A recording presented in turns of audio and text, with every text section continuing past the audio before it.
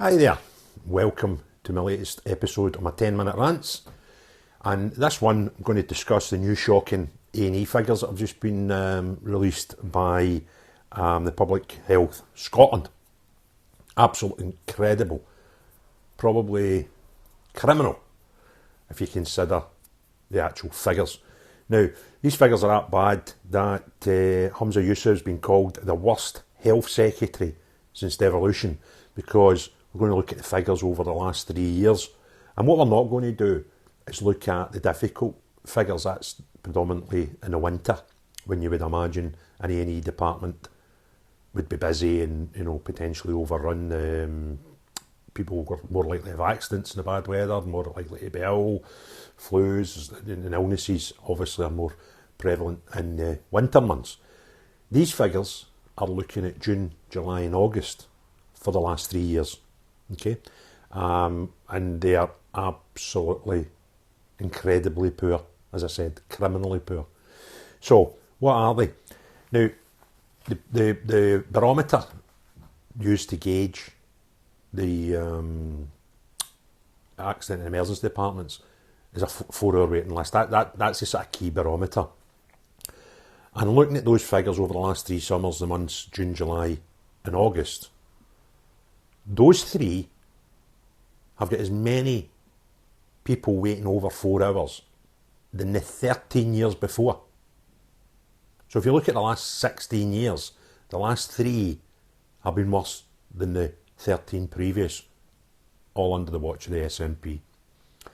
And these figures are absolutely frightening.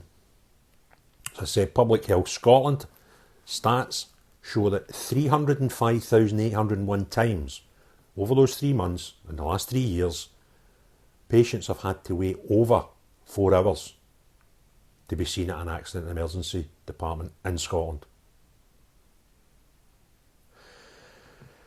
The 2 even more frightening figures: 77,000 Scots have waited over 8 hours in the summer in the last 3 years to be seen in an A&E department.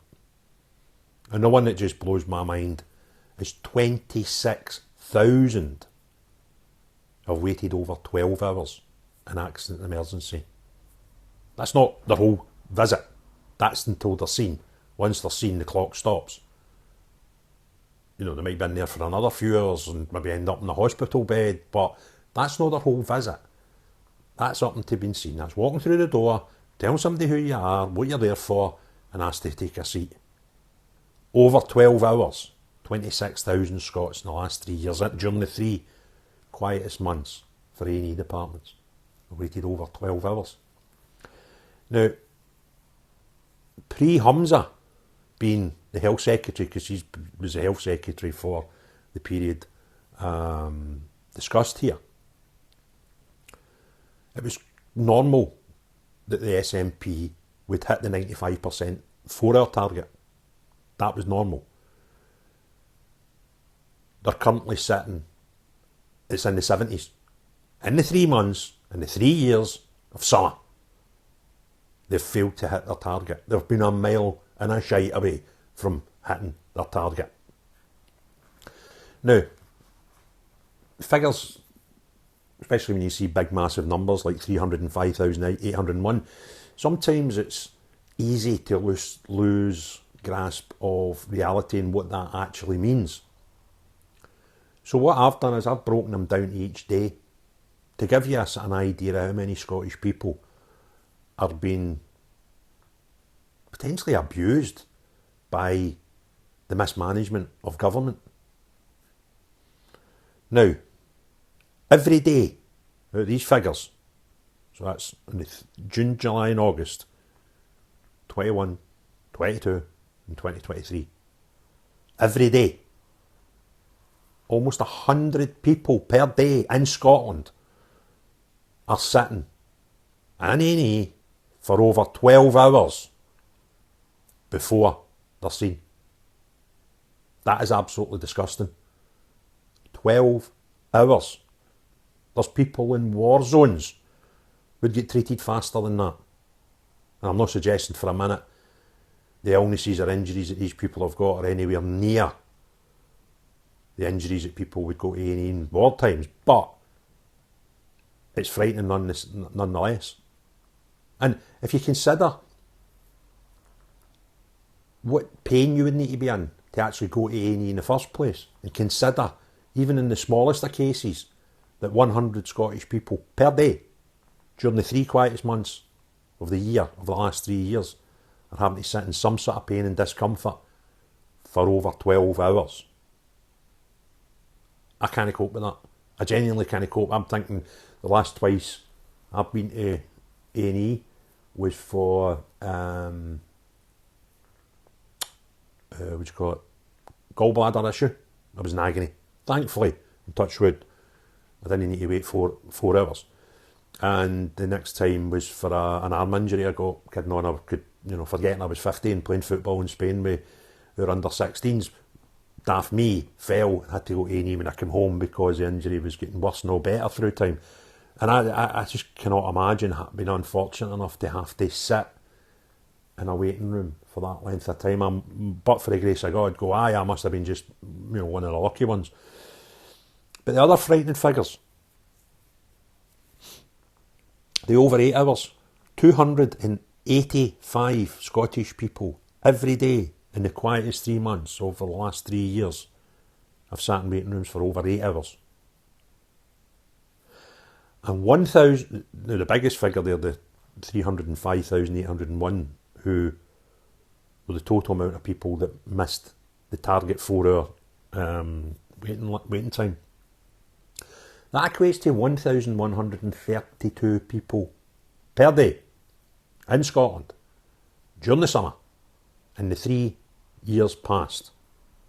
Over 1,000 Scots are having to sit in waiting rooms and miss the 4 hour target that the Scottish Health Minister's given by the Scottish Government.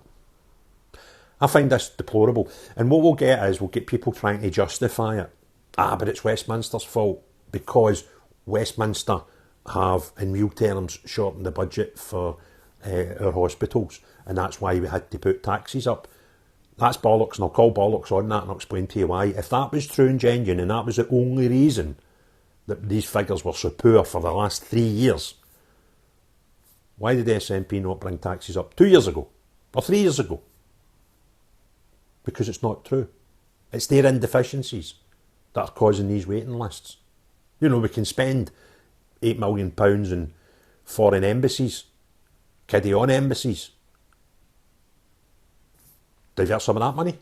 Maybe don't stand up in your high horse at party conferences and announce almost unplanned that you're going to freeze council taxes and have the money from other projects. Because they're saying, but we've covered that. Scottish Government are saying, but we've covered that. Yeah, you have. But every pound that a government give to one thing is a pound less from another. So if you didn't want to showcase and stand up and come across like the champion of champions at your party conference and just, lose all that money, you could have a better health service. If we didn't pawn our national resources, a wind turbine, on and offshore to foreign businesses, and maybe nationalise that, you'd maybe be able to put more in to this much needed resource for Scottish people in Britain, right? It is a farce and a fallacy, and we all know, because we've been playing these games since 2007, when anybody puts up any opposition for anything that these scoundrels have done, they find a way of blaming Westminster. I've got news for you, Humza. I've got news for you, Michael. I've got news for you, anybody in the SNP. The Scottish people are not falling for it anymore.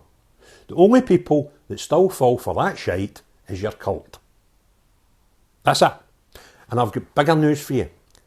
The cult will not keep you in power at the levels of power you've had for the last 12, 15 years.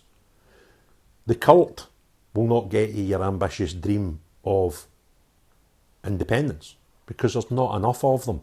They are stupid people that believe every bit of shite you give them. And that number, I've got news for you, is even dwindling. Because over the course of the last 6-8 weeks when I've been doing these videos, the amount of people that are putting comments on the page when I put videos out, that are saying, I used to vote SNP, I used to want independence.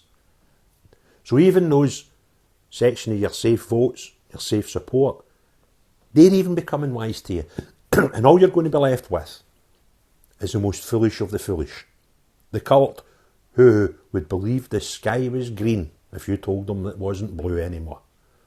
And you will not govern a country and get independence with that amount of people. You're rotten.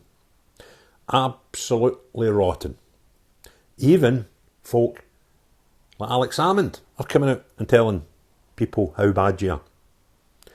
And if you want to comment in this video, please feel free. Whether you're a nationalist or a unionist, you're all welcome to comment. But please, please, if you are going to comment and try and justify this, try and refrain from using the word Westminster in your response. Because I ain't listening, and neither's the vast majority of this fine nation. So guys, thanks very much for listening. Thumbs up the video if you enjoyed it.